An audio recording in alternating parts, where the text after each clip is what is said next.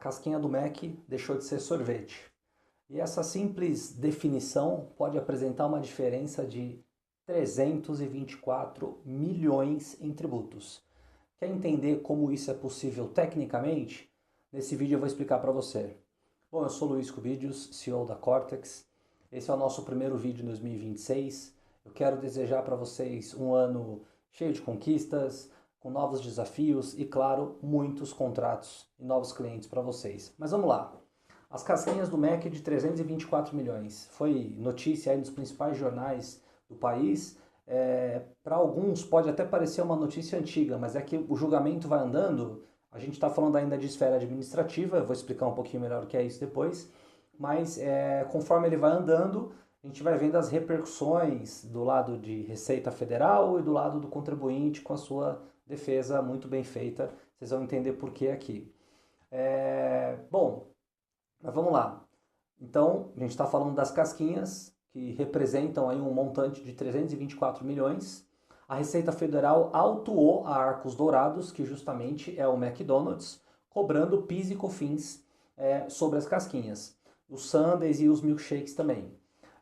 Entendendo, na visão da Receita, que são gelados comestíveis. Por outro lado, o McDonald's e a Arcos Dourados entendem que são bebidas lácteas, com bases em laudo técnicos que eles apresentaram como defesa para a Receita e também em base legal. Resumindo, o McDonald's e a sua controladora Arcos Dourados entendem que pelo produto ter mais de 51% de base láctea, ele tem que ser classificado dessa forma e não como gelado, comestível. E tem uma lei também, que é a 10.925 de 2004, que concede alíquota zero sobre PIS e COFINS para esse tipo de produto, que é justamente com a base láctea, e é aí que está toda a discussão desse assunto. Bom, o que aconteceu?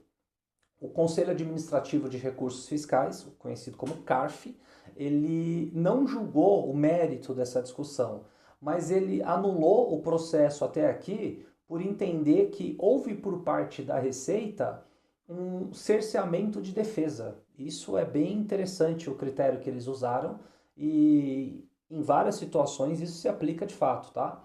Então, voltando, né? O que isso quer dizer? Que o CARF, ele não decidiu se a casquinha do McDonald's é bebida base láctea ou é gelado comestível.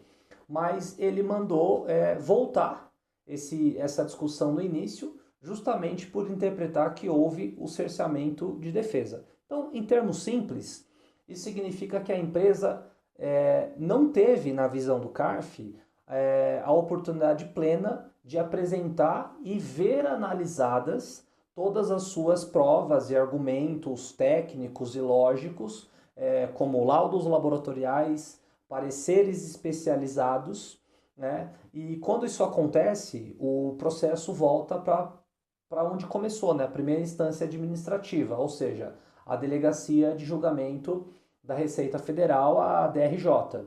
Então, para que isso reinicie do zero, basicamente, tá?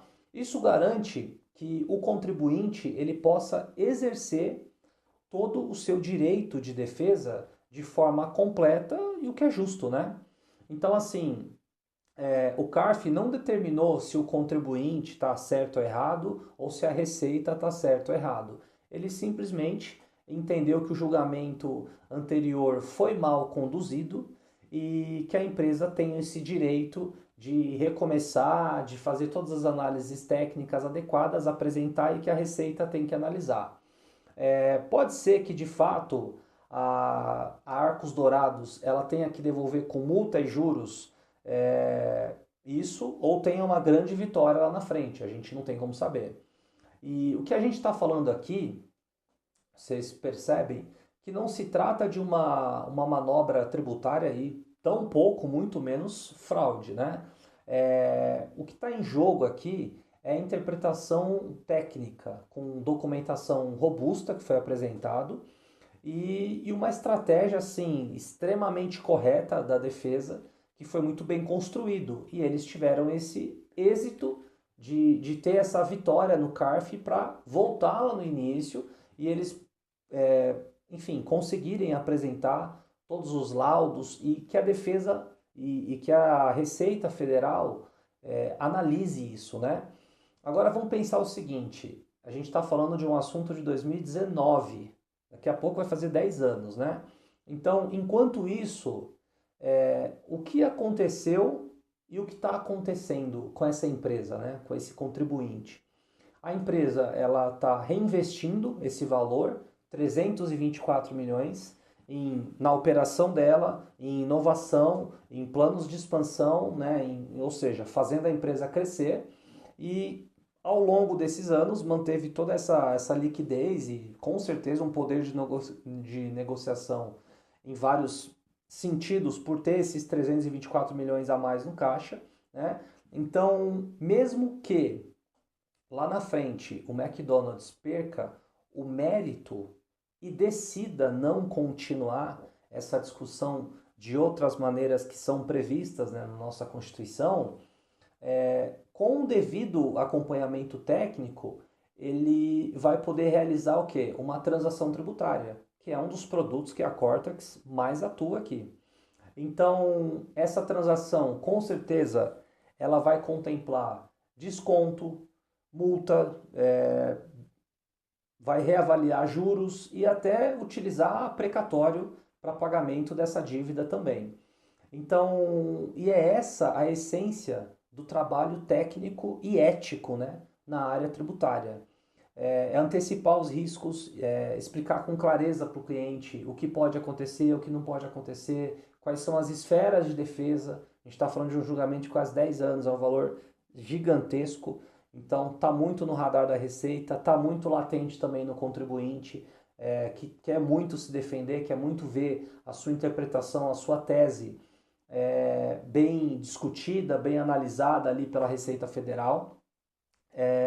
E também vem aí a habilidade da defesa, né, de usar muito bem os instrumentos legais disponíveis para proteger o fluxo de caixa dessa empresa. Então, finalizando, o que o caso dessa casquinha ou gelado comestível ou bebida láctea ensina é simples. Né? A linha entre você pagar mais e pagar certo está num detalhe técnico. Essa é a questão aqui que eu quero que fique muito presente no raciocínio de vocês. E esse detalhe, ele só aparece quando existe um planejamento, né, e um acompanhamento especializado. Então, o meu convite aqui é que você, contador, advogado, corretor, assessor e, claro, o empresário, né, que é quem move esse país em larga escala, reflita. Né? Será que dentro da empresa do seu cliente ou da sua empresa existem situações semelhantes, escondidas, nos detalhes fiscais e contábeis aí do dia a dia? A gente atende aqui empresas de todos os setores, serviço, indústria, comércio, comércio varejista, atacado, prestador de serviço, e tem se tornado cada vez mais comum, ainda mais agora com o início da reforma, a empresa não necessariamente ela tem um crédito, mas ela tem um ajuste fiscal, contábil, que isso atrela-se a um planejamento tributário que traz assim um fluxo de caixa positivo para ela gigantesco e com total segurança jurídica, tá? A Cortex ela consegue avaliar essa questão e te auxilia também a enxergar, né, a ter essa visão se cabe esse tipo de estratégia para o seu cliente ou na sua empresa. Então, se você assistiu esse vídeo até aqui, obrigado e eu espero que pelo menos eu tenha conseguido te entregar uma informação relevante e vou deixar aqui também um convite para vocês empreendedores e profissionais do setor tributário. A Cortex é hoje uma das maiores partnerships independentes do Brasil, formada por sócios, brokers e finders que compartilham conhecimento, oportunidades e resultados. Então, imagina atender um cliente com 10% de uma situação como essa. A gente está falando de 320 milhões, basicamente. Então, 10% são 32 milhões né? Trazendo aqui para um cenário mais pé no chão. Com honorários técnicos, em média, uma discussão dessa vai gerar em torno de 10, 20% no êxito, né?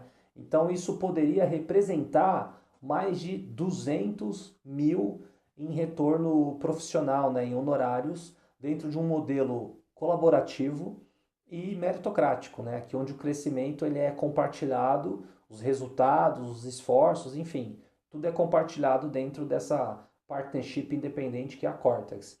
Então, se esse tipo de oportunidade faz sentido para você, conversa com a nossa área de expansão e vem entender como que funciona o modelo da Cortex. Nós temos modelos com e sem investimento para atuar em conjunto com a gente. Obrigado e se é tributário, é Cortex.